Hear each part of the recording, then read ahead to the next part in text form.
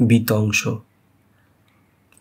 সংসার আশ্রমে থাকবার আর কোনো অর্থ হয় না। সুন্দরলালের মোহ কেটে গিয়েছে অন্তত। আজ যে তোমার বন্ধু, সামান্য অর্থের জন্য কাল সে তোমার গলা টিপে ধরতে পারে। বড় আদরের যে সহোদর ভাইটিকে তুমি একদণ্ড চোখের আড়াল করতে পারো না, 1 ছটাক জমির জন্য কাল হয়তো সে তোমার নামে 1 নম্বর ফৌজদারি রুজু করে দেবে। যে রূপবতী স্ত্রীর পায়ে যথাসর্বস্ব পণ করে তুমি কাপড়ে গহনায় নৈবেদ্য সাজিয়ে দিচ্ছ, একদিন ভোরবেলা হয়তো দেখবে গায়ের ছোট্ট তেওয়ারির সঙ্গে সে রাতারাতি হাওয়া হয়ে মিলিয়ে গিয়েছে। সুতরাং মোহ মুদগরের ভাষায় একদিন কাতব কান্তা কাস্তে পুত্র বলে বেরিয়ে পড়াটাই বুদ্ধিমানের কাজ। এবং সুন্দরলাল বুদ্ধিমান লোক, তাই 30 বছর না পেরোতেই সংসার ছেড়ে শুরু হয়েছে তার অগস্ত্য যাত্রা। কোনো বন্ধনই আজ আর তাকে পিছু টানে না। মহিষ চুরির ব্যাপার নিয়ে গায়ে জমিদারের সঙ্গে এখন আর মামলা করতে হয় না। ছোট্ট তেওয়ারির সন্দেহজনক গতিবিধি লক্ষ্য করবার জন্য দিনরাত চোখ কান খাড়া করে বসে থাকবার দরকার নেই। পাথরের মতো নির্মম রাঙা মাটিতে কঠিন পরিশ্রমে লাঙল ঠেলেও যদি ভালো গমের ফলন না করা যায়, তাহলেও এখন আর সম্বৎসরের ভাবনা ভাবতে হয় না। এ জীবনের সঙ্গে তার কি তুলনা হয়? সামনে একখানা ছবির মতো নীল পাহাড়, তার সর্বাঙ্গে সাঁওতাল পরগনার অপূর্ব বনশ্রী। দুমকা যাওয়ার রাস্তাটা পাহাড়ের গা ঘেঁষে ঘেঁষে অনেক দূর দিয়ে বেরিয়ে গেছে। সেখান থেকে এতটুকু পোড়া পেট্রোল গ্যাসের গন্ধ এসে এখানকার আকাশ বাতাসকে আবিল করে দেয় না। হর্নের বিকট শব্দে ভয়ত্রস্ত গরুর পাল এখানে ঊর্ধ্বশ্বাসে ছুটে পালায় না। লাল রঙের বড় বাঁশখানা থেকে 1 টুকরো পোড়া সিগারেট বা রেশমি শাড়ির একটা চলতি ঝলক মুহূর্তের মধ্যে যে একটা চাঞ্চল্যকর জগতের সংবাদ দিয়ে যায়, তার প্রভাব থেকেও ওই জায়গাটা একেবারেই মুক্ত। এখানে জঙ্গলের মধ্যে ডুম ডুম করে টিকারা বাজে। হাওয়ায় হাওয়ায় স্বপ্নের মতো শালের ফুল উড়ে যায়। যখন মহুয়া বন অকস্মাৎ আকুল হয়ে ওঠে, ছোট ছোট গোলাপজামের মতো মহুয়ার সাদা ফুলগুলি তিক্ত মধুর রসে টসটস করতে থাকে।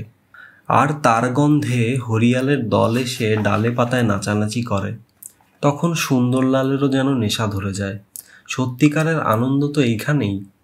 মতিহারির আদালতে যারা ফৌজদারি মামলার তদবির করে, কিংবা সীতামারির চিনির কলে আখের দালালি করেই যারা দিন কাটিয়ে যাচ্ছে, তারা এর মর্ম কি বুঝবে? তারা নাই বুঝল, কিন্তু সুন্দরলাল বুঝেছে। এখানকার সাঁওতালদের মনের ওপর রীতিমতো আসন গেড়ে বসেছে সে। তারা তাকে শ্রদ্ধা করে, হয়তো বিশ্বাসও করে আজকাল। সুন্দরলাল গেরুয়া নেয়নি বটে, তবু সে সন্ন্যাসী, তৈ কিংবা ব্রহ্মচারী, এ প্রশ্নের উত্তর পাওয়ার জন্যে সাঁওতালেরা কখনো ব্যগ্র হয়ে ওঠে না।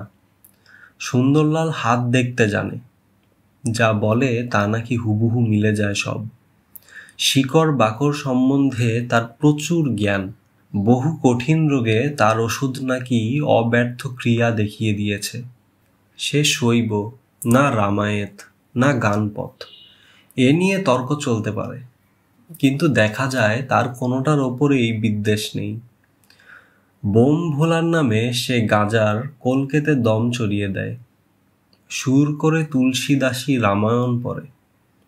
এখানে যারা বোঙার পুজোয় মুরগি বলি দেয়, তাদের পুজোর প্রসাদ দিয়ে তাকে কখনো আপত্তি করতে দেখা যায় না।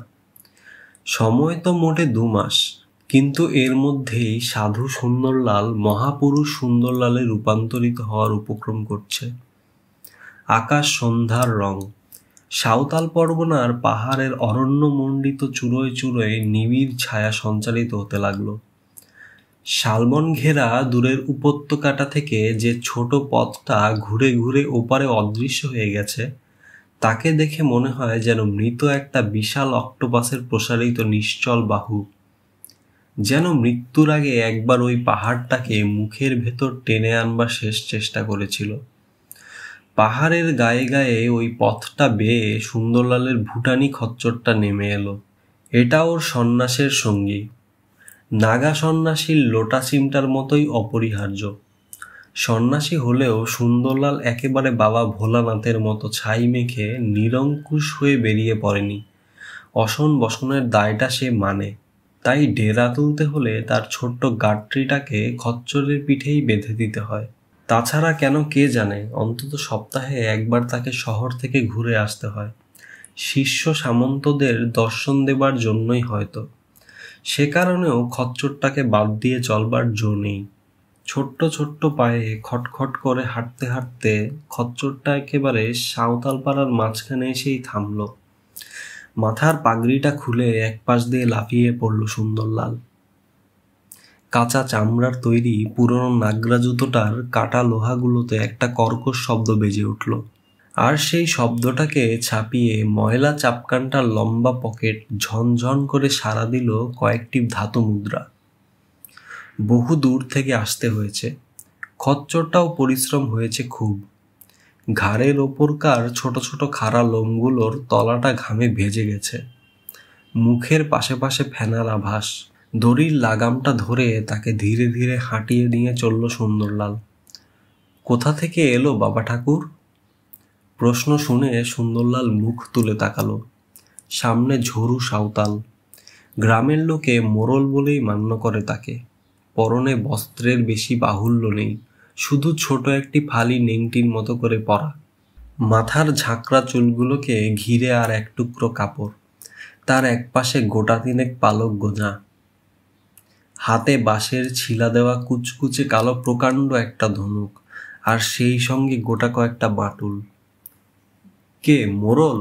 কি শিকার পেলি রে? কিছু নয় বাবা ঠাকুর, মহুয়া বনে গিয়েছিলুম হরিয়াল মারতে, কিন্তু বরাত খারাপ। তুমি কোথা থেকে এলে? আমি? প্রশান্ত হাসিতে সমুজ্জ্বল হয়ে উঠল সুন্দরলালের মুখ। এই হাসিটাকে আধ্যাত্মিক মনে করলে দোষ হয় না। সাধনার পথে সে কতখানি এগিয়ে গেছে এই হাসি দেখে তার কিছুটা অনুমান করা চলে। আমি গিয়েছিলুম ওপারের ওই গায়ে। ওখানে একজনকে ভূতে ধরেছিল কি না, এসে বড্ড কান্নাকাটি করছিল, তাই একবার ঝেড়ে দিয়ে আসতে হলো। প্রগাঢ় শ্রদ্ধায় ঝরু একবার সর্বাঙ্গ নিরীক্ষণ করলে সুন্দরলালের। সত্যি কথা, সন্ন্যাসের কোনো লক্ষণ সেই সুন্দরলালের শরীরে। চুলটি দিব্যি করে আঁচড়ানো, চাপকানের পকেট থেকে পিতলের ডিবে বের করে তা থেকে মস্ত একটা খিলিপান মুখ পুরে দিলে। জর্দার চমৎকার গন্ধটা দস্তর মতো লোভনীয়। চলার সঙ্গে সঙ্গে পকেটের টাকাগুলো ঝনঝন করে বেজে উঠেছে। তবে সুন্দরলাল যে সাধু মহান্ত তাতে সন্দেহ করবার হেতু কি? মুগ্ধ বিস্ময়ে ঝরু বললে, ভূত ছাড়ল? ছাড়বে না, চালাকি নাকি? এ কি যে সে মন্ত্র! হিমালয়ের চূড়োয় 500 বছর ধরে ধ্যান করেছেন নাঙ্গা বাবা। ইয়া লম্বা সাদা দাড়ি, লুটিয়ে পড়েছে একেবারে পা পর্যন্ত। আর সে কি চেহারা! দাঁড়ালে তাল গাছের মাথায় গিয়ে ঠেকে। সেবার আমি নেপালে পশুপতিনাথের মন্দিরে ধ্যান করছি বসে। মাঝরাত্রির ঘুট ঘুট করছে অন্ধকার। হঠাৎ যেন পূর্ণিমার বাঁধের আলো ছড়িয়ে পড়ল চারিদিকে। তাকিয়ে দেখি ওই মূর্তি পেছনে দাঁড়িয়ে মিটিমিটি হাসছে। সূর্য অস্ত গেছে, পায়ের তলায় মরমর করছে শুকনো শালের পাতা। ঝরু মোড়লের সারা গা ছমছম করে উঠল। তারপর আর কি? সুন্দরলালের কণ্ঠে গর্বের আভাস লাগলো। নাঙ্গা বাবা বললেন, যা বেটা, তোর হয়ে গেছে। আজ থেকে সিদ্ধি লাভ করলি তুই। ভূত পীরের পিশাচ দানও তোর ছায়া দেখলেও ছুটে পালাতে পথ পাবে না। দুপাশের বন জঙ্গলগুলি সন্ধ্যার সঙ্গে আরো ঘন করে ছায়া ছড়িয়ে দিয়েছে। সুন্দরলালের মুখ দেখা যায় না, তবু ঝরু একবার সে মুখখানাকে দেখবার চেষ্টা করলে। এমন একটা লোকের পাশে পাশে হেঁটে চলেছে ভাবতেও সে রোমাঞ্চিত হয়ে উঠল। বনের পথটা পেরোতেই সামনে গ্রাম দেখা দিল। আকাশের এক কোণে শুক্লা ত্রয়োদশীর চাঁদ এতক্ষণ কোথায় আত্মগোপন করেছিল কে জানে। জঙ্গলের আড়ালটা কেটে যেতেই কাঁকর বিছানো পথটার ওপর তার আলো ঝিলমিল করে উঠল। সাঁওতাল পাড়ায় মাদলের শব্দ, মহুয়ার গন্ধের সঙ্গে ওই শব্দটার চমৎকার একটা ছন্দগত ঐক্য আছে বোধ হয়। ঝরু সবিনয়ে বললে, একবার নাচ দেখতে যাবে না বাবা ঠাকুর? নাচ? আচ্ছা চল। দুদিকে মাটির দেওয়াল গাঁথা ছোট ছোট নিচু বাড়ি, মাঝখানে একটুখানি ফাঁকা জায়গায় বসেছে নাচের আসর। কষ্টি পাথরের তৈরি কালো চেহারার দুজন পুরুষ দুলে দুলে মাদলে যা দিচ্ছে, আর সেই মাদলের তালে ঝুঁকে ঝুঁকে কয়েকটি মেয়ে নৃত্য করছে। পরস্পরের বাহুতে তারা আবদ্ধ, মুখে অস্ফুট গানের উচ্ছ্বাস। সে গানের ভাষা বোঝার জো নেই, কিন্তু তার ধ্বনিটা একটা বিচিত্র গুঞ্জনের মতো বাজছে। সুন্দরলালকে আসতে দেখে মাদল আর নাচ দুই থেমে গেল। মেয়েদের কালো চোখে দেখা দিল কৌতুকের উজ্জ্বল আভা, পুরুষদের কণ্ঠে উঠল ভক্তিমুগ্ধ কলরব। কেউ কেউ উঠে এসে সাষ্টাঙ্গে প্রণাম করলে, কেউ বা আবার কোথা থেকে কাঠের একটা চোপাই টেনে নিয়ে এলো। যথোচিত মর্যাদা আর গাম্ভীর্য নিয়ে চোপাইটিতে আসীন হলো সুন্দরলাল। পুরুষেরা ঘিরে বসলো তার চারিপাশে। নাকের রূপোর আংটির ভেতর আঙ্গুল দিয়ে মেয়েরা তাকিয়ে রইল নির্বোধ দৃষ্টিতে। সুন্দরলাল গম্ভীর হয়ে বললে, নাচ থামালি কেন, চলুক না। ঝরু মোড়লের কণ্ঠস্বর ব্যগ্র হয়ে উঠল। হ্যাঁ হ্যাঁ, নাচ চলুক, ভালো করে নাচ দেখিয়ে দে বাবা ঠাকুরকে। আবার মাদলে ঘ পড়ল। শালবনের ওপর দিয়ে চাঁদ তখনই অনেকখানি উঠে এসেছে। মেয়েদের উজ্জ্বল চোখগুলিতে সুঠাম সম্পূর্ণ দেহশ্রীর ওপর দিয়ে জ্যোৎস্না গড়িয়ে পড়তে লাগলো তরল লাবণ্যের মতো। সংসার বিরক্ত সুন্দরলাল নিজের অজ্ঞাতেই খানিকটা সংশক্ত হয়ে উঠল হয়তোবা রক্তের এই চাঞ্চল্যটা পুরোপুরি দার্শনিকভাবেই অনুপ্রাণিত নয়। 10-12টি মেয়ে একসঙ্গে নাচছিল। তাদের ভেতর প্রায় প্রৌঢ়া থেকে নিতান্ত বালিকা পর্যন্ত সব স্তরের মেয়েই আছে, তবে যুবতীর সংখ্যাই বেশি। অথবা অল্পতেই এরা বুড়িয়ে যায় না বলেই হয়তো এদের যৌবন সবসময় বয়সের হাত ধরে চলে না। সুন্দরলালের সংসার আশ্রমের কথা মনে পড়ে। তার স্ত্রীর বয়স তো এখনো 20 পার হয়নি, কিন্তু চমক ভাঙল। এক ভাঁড় মহুয়ার মদ এসে গেছে। ঝরু বলল, পেশাদ করে দাও বাবা ঠাকুর। সুন্দরলাল আপত্তি করলে না। সন্ন্যাসের শেষ স্তরে উঠে সে নির্বেদ লাভ করেছে বলা চলে। মাটির পাত্রে করে উগ্রগন্ধি মহুয়ার মদে গলা ভিজিয়ে নিলে সুন্দরলাল। জ্যোৎস্নায় জোয়ার এসেছে ততক্ষণে, বাতাসে শাল ফুলের গন্ধ। এদেশের লোকও গন্ধটাকে স্বাস্থ্যের অনুকূল মনে করে না, কিন্তু ওর সঙ্গে মহুয়ার তিক্ত মদিরতা মিশে গিয়ে আফিমের মতো একটা বিষাক্ত নেশায় যেন আচ্ছন্ন করেছে চৈতন্যকে। কি কার্যকারণ যোগে ওপাশের একটি তরুণী মেয়ের আন্দোলিত দেহ বল্লরীর ওপর গিয়ে স্তব্ধ হয়ে পড়ল সুন্দরলালের দৃষ্টি। যেন মূর্ছিত হয়ে গেল বললেই ঠিক বলা হয়। সর্বাঙ্গে স্বাস্থ্যপুষ্ট সম্পূর্ণতা, সর্বাঙ্গে স্বাস্থ্যপুষ্ট সম্পূর্ণতা। এমন মেয়ে এই অবাধ স্বাস্থ্য সৌন্দর্যের দেশেও বিরল। সুন্দরলালের চোখ জ্বলতে লাগলো। ওই মেয়েটা কে রে মরণ? প্রশ্ন শুনে ঝরু সাঁওতাল কৃতার্থ হয়ে গেল যেন। ওর কথা বলছো? ও তো আমারই মেয়ে, বুধনি। চাপকানের পকেটে হাত দিয়ে সুন্দরলাল টাকা পয়সাগুলোকে নাড়াচাড়া করতে লাগলো। সে বৈরাগী, সে হিসাবে ধাতব বস্তুর ওপরে তার যতটা অনাসক্তি থাকা উচিত তা নেই। সুন্দরলালের ভারী ভালো লাগে টাকা বাজানোর শব্দটা, ঠিক যেন গানের মতো কানে বাজে। বুধনি? বাহ, বেশ নাম তো, ডাক তো ওকে। বুধনি এগিয়ে এলো। কতকটা বিস্ময়, কিছুটা কৌতুক, ভয়ও একেবারে না আছে তা নয়। সুন্দরলাল হাত দেখতে পারে, ভূত ছাড়াতে পারে, আরো কত কি জানে ঠিক নেই। তার সামনে এসে দাঁড়াতে বুকটা যে খানিকটা দূর দূর করবে এটা তো স্বাভাবিক। কয়েক মুহূর্তে বুধনির মুখের দিকে স্তব্ধ হয়ে রইল সুন্দরলালের দৃষ্টি। গায়ের কাপড়টা ভালো করে টেনে দিয়ে সংযত হওয়ার চেষ্টা করলো বুধনি। জামার পকেট থেকে 2টো টাকা বের করে আনলো সুন্দরলাল। নে, তোদের মিঠাই খেতে দিলুম। আর আর মুহূর্তে কোথা থেকে কি হয়ে গেল। হয়তো মহুয়ার প্রভাবই বিচিত্র রকমের গাঢ় ও গভীর হয়ে উঠেছে তার কণ্ঠস্বর। তুই কেন এখানে পড়ে আসিস বুধনি? তোর যে ভারী জোর বরাত। নাগা বাবার কথা যদি সত্যি হয় তাহলে শহরে গিয়ে যে তোর কপাল ফিরে যাবে এ তো আমি চোখের সামনেই দেখতে পাচ্ছি।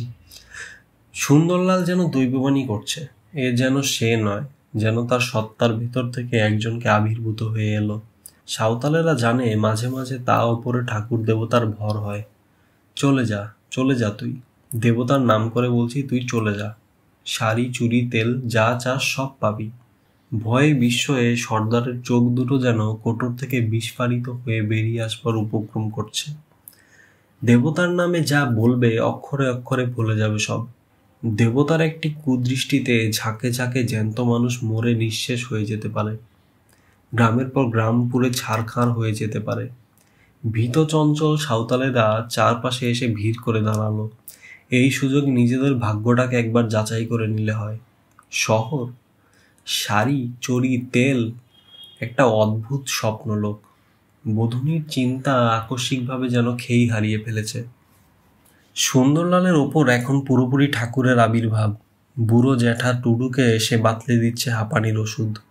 দিক দিগন্ত উদ্ভাসিত করে নির্মম চাঁদের আলো অসীম প্রীতি আর বিশ্বাসের মতো ঝরে পড়ছে। ছড়িয়ে যাচ্ছে যেন রজনীগন্ধার অসংখ্য ছিন্ন পাপড়ি। মহুয়ার গন্ধে শাল ফুলের বিষাক্ত বিশ্বাস চাপা পড়ে গেল। শুধু অকারণে চঞ্চল হয়ে উঠেছে ভুটানি খচ্চরটা। কি একটা অস্বস্তি অনুভব করে খটখট শব্দে সে মাটির উপর পা ঠুকতে লাগলো। খুব ভোরে ওঠা সুন্দরলালের অভ্যাস। সূর্য সামনের পাহাড়টাকে ভালো করে রাঙিয়ে তোলার আগেই সে ঘরের বাইরের দড়ি খাটিয়া এসে বসে। তারপর হয়তো সুর করে তুলসী দাস পড়া শুরু হয় তার। ঘটহ বরহ বিরহিণী দুঃখদায়ী, গ্রসহ রাহু নিজ সন্ধিহি পাই, কোকশোকপ্রদ পঙ্কজদ্রোহী, অবগুণ বহুত চন্দ্রমাতহি।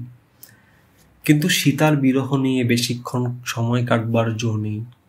সাঁওতাল তাকে গুরু বলে মানতে শুরু করেছে আজকাল। সবকিছু কাজেই তার পরামর্শ ছাড়া এখন আর চলে না। পাহাড় থেকে হরিণের পাল নেমে গম খেয়ে যাচ্ছে, তার কি প্রতিকার? বড়কা সাঁওতাল কি এক সাঁওতাল মেয়ের কপালে সিঁদুর লেপে দিয়েছে, অথচ সমাজের আইনে তাদের বিয়ে হতে পারে না। এর কি ব্যবস্থা করা যেতে পারে? অমুকের পায়ের ঘা আজ 3 মাস ধরে সারছে না, কেউ কি তার কোনো অনিষ্ট করলো? এমন অনেক প্রশ্নের মীমাংসাই করতে হয় সুন্দরলালকে। কিন্তু নাঙা বাবার আশীর্বাদের জোর আছে তার উপরে। পশুপতিনাথের মন্দির থেকে লাভ করা সিদ্ধি সহজ কথা নয়। 30 বছর বয়স পেরোনোর আগেই প্রাক্তন পুণ্যের বলে ইহলোক পরলোকের সড়ক পাকা করে নিয়েছে সে। আজও সকালে তিলক সাঁওতাল এসে দেখা দিলে। তোমার সঙ্গে একটা জরুরি কথা আছে বাবা ঠাকুর। প্রকাণ্ড একটা ভাঙের গুলি মুখে পুরে নিয়ে সুন্দরলালে মনটা প্রসন্ন হয়ে উঠল। রামরচিত মানুষ এক পাশে ঠেলে সরিয়ে রেখে প্রশ্ন করলে, কি কথা? তিলক সাঁওতাল গলার আওয়াজ নিচু করে আনলো, তুমি বান মারতে জানো? বান? একটা বিচিত্র হাসিতে সুন্দরলালের চোখ মুখ সমুজ্জ্বল হয়ে উঠল। আমি বান মারতে জানি নে? আমি জানি না তো কে জানে শুনি?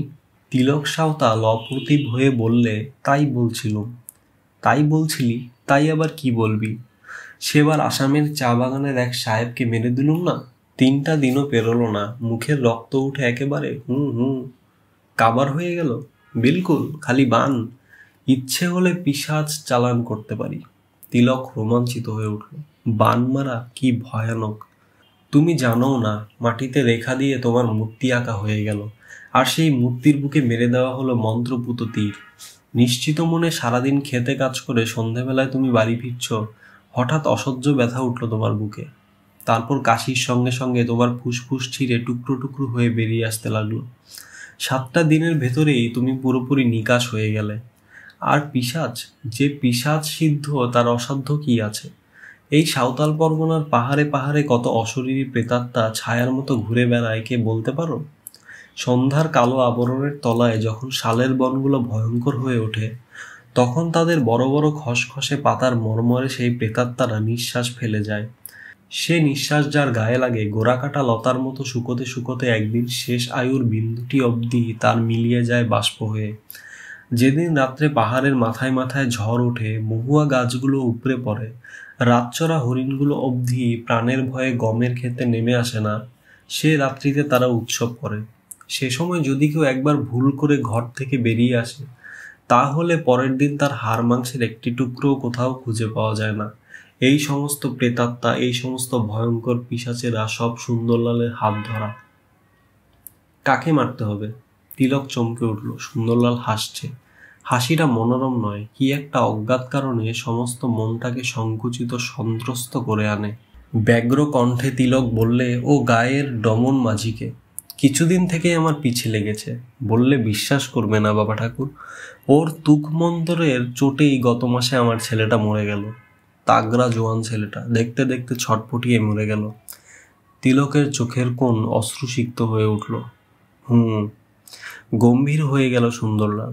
তোর কাজটা করে দেব আমি, পিসার চালান দিয়ে দেব। পরশু শনিবার কয়টা ফুল আর সিঁদুর নিয়ে আসবি, আমি 3টে নরমু জোড়ার করে রাখবো, তাই দিয়ে পিসাজ পুজো করতে হবে। তাহলে কি হবে জানিস? তিলক ঘাড় নাড়ল। তাহলে রোজ রাত্রিরে সে যখন ঘুমিয়ে থাকবে তখন প্রকাণ্ড একটা কালো পিশাচ এসে চেপে বসবে তার গায়ের ওপর।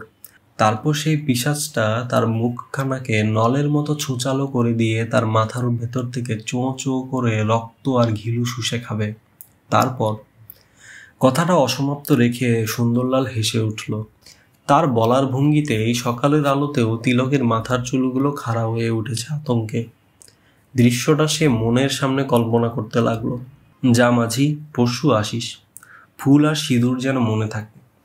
আর একটা কথা, এর পরে কিন্তু কদিন তোকে গাঁয়ের বাইরে আর কোথাও গিয়ে থাকতে হবে।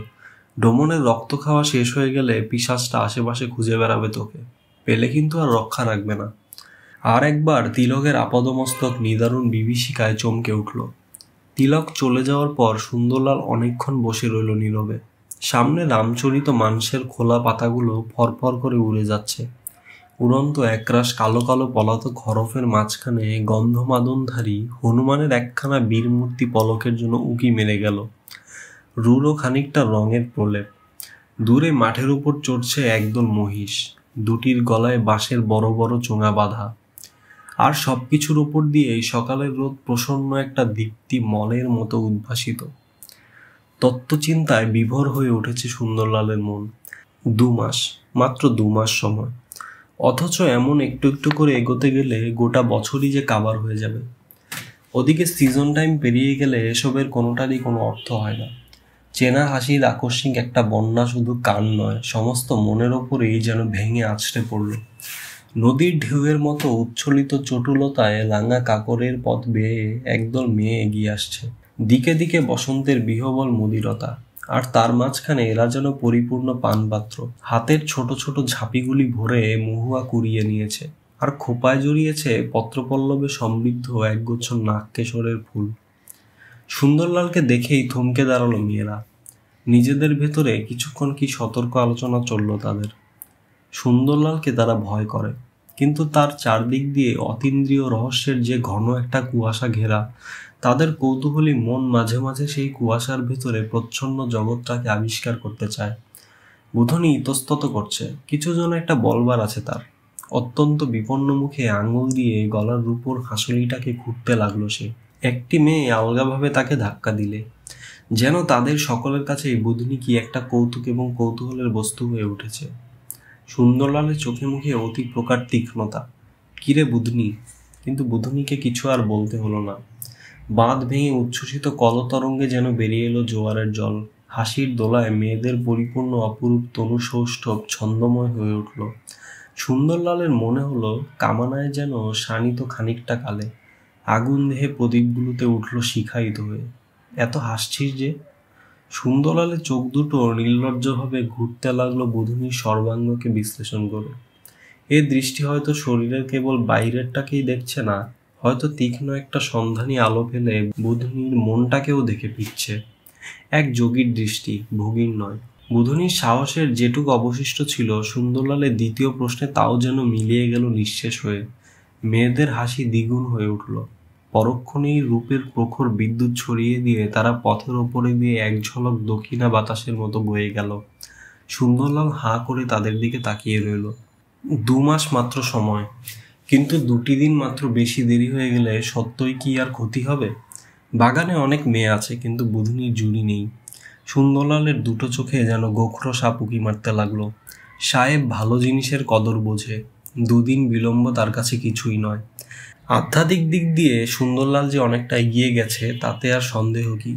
সন্ন্যাসী মানুষ, ঘর ছেড়ে সেই কবে বেরিয়ে পড়েছে। বিষয় বাসনার কোনো প্রলোভনই নেই। সংসারে পরের উপকার ছাড়া আর কিছুই সে জানে না। ঝাড়ু সাঁওতাল কথা বিশ্বাস করে, বুধনির সন্দেহ মাত্র নেই। সুন্দরলালের মুখের দিকে তাকাতেও পা কেঁপে উঠে তিলকের। কিন্তু পশুপতিনাথের মন্দিরে পাওয়া সেই সিদ্ধ মন্ত্র, তার বলে কি না সম্ভব হয়। সুন্দরলাল টাকা তৈরি করতে পারে নিশ্চয়ই, কারো দরকার পড়লে অযাচিতভাবেই সে কাঁচা কর করে টাকা বের করে দেয়, নতুন টাকা, ঝকঝকে টাকা। হয়তো অনেকটা এই কারণেই সাঁওতালেরা এত বেশি তার কাছে মাথা বিকিয়ে বসে আছে। ইচ্ছে করলে সে নাকি নুড়ি পাথরগুলোকে অবধি তাল তাল সোনা বানিয়ে দিতে পারে। জিজ্ঞেস করলে কোনো জবাব দেয় না, রহস্যময়ভাবে হাসে। আরও কয়েকদিন পরে বিনি সাঁওতালনির কি একটা মানসিক। শালবনের মাঝখানে সিঁদুর মাখানো ওই যে বড় কালো পাথরটা, ওখানে শিংবোঙার পুজো, উপচার মুরগি আর মহুয়ার মদ। খচ্চরে চড়ে সুন্দরলাল এসে উপস্থিত হলো। তখন বলি শেষ হয়ে গেছে। পাথরটার চারপাশে ছিন্ন কণ্ঠ মুরগির রক্ত। শাল ফুলের গন্ধে বাতাস কেমন ভারী, যেন নিঃশ্বাস ফেলতেও কষ্ট হয়। মাদল বাজছে, তার সঙ্গে চলছে নাচ। কিন্তু জ্যোৎস্না রাতের মহুয়া মুদির অসংযত নাচের দোলায় নয়, সে নাচে রক্তে রক্তে একটা তরল নেশা ঘনিয়ে আসে। আর এ নাচে যেন মনের উপর একটা অস্বস্তির আমেজ দেয়। পাহাড়ের কোল জুড়ে বহুদূর পর্যন্ত চলে গেছে নিবিড় নিবদ্ধ শালের বড় বড় পাতা। স্তরে স্তরে সূর্যকে আড়াল করে সৃষ্টি করেছে প্রায়ান্ধকার একটা নিভৃত লোক। এই নিভৃত লোকের মাঝখানে অশরীরী শিংবোঙা যে কোনো মুহূর্তেই হয়তো দলবল নিয়ে শরীরী হয়ে উঠতে পারে। সুন্দরলাল আসতেই মদের পাত্র এলো এগিয়ে মহুয়ার সুরায় আকণ্ঠ পরিপূর্ণ করে নিলে সুন্দরলাল। শিংবোঙার কালো পাথরটার গায়ে রক্ত আর সিঁদুর লেপা। হঠাৎ দেখলে মনে হয় পাথরটা যেন কার একখানা প্রসারিত মুখ, সত্যি সত্যিই যেন রক্ত খেয়েছে, যেন আরো রক্ত খাওয়ার জন্যে তাকিয়ে আছে তৃষ্ণার্ত চোখে। সুন্দরলাল হঠাৎ দাঁড়িয়ে উঠল, একবার স্থির মত্ত চোখ মেলে তাকালো সকলের দিকে, তারপর টলতে টলতে এগিয়ে গিয়ে সোজা পাথরটার সম্মুখে আছড়ে পড়ল। পায়ে লোহার নালতলা কাঁচা চামড়ার জুতো আর কুর্তার পকেটের টাকাগুলোয় মিলে উঠল একটা চকিত যোগ্য ধ্বনি। কয়েক মুহূর্ত পরেই উঠে দাঁড়ালো সে। জামায় খানিকটা ধুলোর দাগ, একটু আগেই পান খেয়েছিল। মুখের দুপাশে খানিকটা লাল রঙের গ্যাঁজলা বেরিয়ে রয়েছে বিভৎসভাবে। সকলের উপর দিয়ে একবার তীক্ষ্ণ দৃষ্টি বুলিয়ে নিয়ে হঠাৎ সে তাপ তালে নাচতে শুরু করে দিল। সোৎসাহে মাদল বেজে উঠল, ডুম ডুম করে উল্লাস জানালো নাকারা টিকারা। সুন্দরলালের ওপর ভর হয়েছে শিং বোঙার ভর। সাঁওতালদের চেতনার উপর ছড়িয়ে পড়ল ভয় আর আনন্দের একটা বিমিশ্র অনুভূতি। হেলে দুলে সুন্দরলাল নাচতে লাগলো। মুরগির খানিকটা রক্ত সে হাতে মুখে মেখে নিয়েছে। এই মুহূর্তে তাকে পৈশাচিক বলে মনে হতে পারে। পায়ের কাঁচা চামড়ার জুতোটা দূরে ছিটকে পড়েছে। পকেটের টাকাগুলো সমান তালে বাজছে ঝনঝন করে। আকস্মিকভাবে সুন্দরলাল থেমে দাঁড়ালো। অপ্রকৃতিস্থ চোখ দুটো যেন রক্তে ভিজিয়ে আনা। তার কণ্ঠে সেই দৈববাণীর সুর। ঝরু সাঁওতাল, শুনছিস? আমি শিংবোঙা, তোদের ডাকছি, শুনছিস? আরো জোরে জোরে টিকারা বাজতে লাগলো। আকাশ চিরে উঠল মাদলের শব্দে। সাঁওতালেরা সাষ্টাঙ্গে প্রণিপাত করলে। ঝরু সাঁওতাল কাপা গলায় বললে, কি হুকুম বাবা? আমার কথা শোন, তোদের গায়ে মরক লাগবে, হায়জার মরক। একটি প্রাণীও বাঁচবে না, মরে সব শেষ হয়ে যাবে। করম দেবতার রাগ পড়েছে, তোদের কাউকে রাখবে না, কাউকেই নয়। চমকে মাদলের শব্দ থেমে গেল, হাত থেকে নাকারা টিকারা খসে পড়ল। শাল ফুলের গন্ধে বাতাসের গতি যেন স্তব্ধ হয়ে এসেছে। সাঁওতালেরা হাহাকার করে উঠল। মেয়েদের মুখে থেকে বেরিয়ে এলো ভয়াতুর আর্তনাদ। একসঙ্গে কলরব উঠল, কি উপায় হবে আমাদের বাবা ঠাকুর? সুন্দরলালের কণ্ঠে দৈববাণীর সুর আরো ভয়ঙ্কর হয়ে উঠেছে। ঝড় উঠবার আগে থমথমে কালো মেঘে আবৃত ঈশান দিগন্তের মতো তার মুখ। উপায় আছে।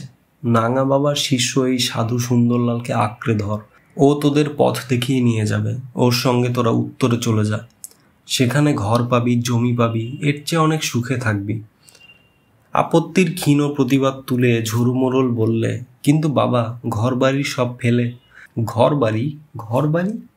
বিকৃত ভ্রুকুটিতে সুন্দরলালের রক্তমাখা কুটিল মুখখানা প্রেতের মতো দেখাতে লাগলো। ঘর বাড়ি আঁকড়ে থেকে সব মরবি তাহলে? করম বাবা তোদের কাউকে আস্ত রাখবে ভেবেছিস? হাড় মাংস চিবিয়ে খাবে, মনে রাখিস। কুকুর বেড়ালের মতো মরবি সব। সুন্দরলালের চোখ দুটো রক্তে ভিজিয়ে আনা। সেই দুটো চোখের ভেতর সাঁওতালও যেন ভাবি মহামারীর প্রতিচ্ছবি দেখতে পেল। বনবাস ছেড়ে আবার সংসারের দিকে ফিরতেই হলো সুন্দরলালকে। উপায় নেই, করম দেবতার কোপ থেকে এই নিরীহ সাঁওতালদের তার রক্ষা করতেই হবে, আর বিপন্নকে উদ্ধার না করলে তার কিসের সন্ন্যাস। সকালের আলোয় সাঁওতাল পরগনার বনশ্রী অপরূপ হয়ে উঠেছে। পাহাড়ে পাহাড়ে বসন্ত যেন আনন্দের উল্লাসে তরঙ্গিত। ছোট ছোট গোলাপজামের মতো সাদা মহুয়ার ফুল তিক্তমধুর রসে পরিপূর্ণ হয়ে টুপটুপ করে খসে পড়ছে। ডালে ডালে সবুজের ছিট দেওয়া হারিয়ালে নাচ, ঘুঘুর একটানা করুণ ডাক। গলার সামনে গাঁটরি বাঁধা সুন্দরলালের ভুটিয়া খচ্চরটা টুকটুক শব্দে খুদে খুদে পা ফেলে এগিয়ে চলছে। পেছনে মাদল বাজছে, একটা অস্ফুট গানের গুঞ্জন। সাঁওতাল পুরুষেরা ঘর ছাড়ার দুঃখ ভোলবার জন্যই কেউ হয়তো বাঁশিতে সুর দিয়েছে। মেয়েদের মুখে কোনো ক্ষোভের ইঙ্গিত নেই, পথ চলবার আনন্দে তারা লীলায়িত। মাদলের ধ্বনির সঙ্গে তাদের কালো চুলে সাদা ফুলের মঞ্জুরিগুলো দুলে উঠছে। বুধনির চোখে স্বপ্ন, শহর, চুড়ি, তেল আর শাড়ি। দেবতার হুকুম পেয়েছে সে। আসামর চা বাগানে কুলি জোগানো কি যে অসম্ভব ব্যাপার সেটা সাহেব জানে। কালা জলে দলে দলে লোক মরছে, আশপাশ থেকে একটি কুলি আনবারও জো নেই। বুধনিকে বাদ দিয়ে আর কাঠি সুন্দরলাল হিসেব করতে লাগলো। বুধনিকে বাদ দিয়ে 42 জন কুলিতে তার কমিশন পাওয়া হয় কত। সাঁওতাল পরগনার বিমুক্ত প্রকৃতিকে পরিপ্লাবিত করে দিয়েছে বসন্তের অকৃপণ আনন্দধারা। সকালের হাওয়া লেগে পাহাড়ি পথের উপর কৃষ্ণচূড়ার একরাশ রাঙা পাপড়ি ঝুরঝুর করে ঝরে পড়ল।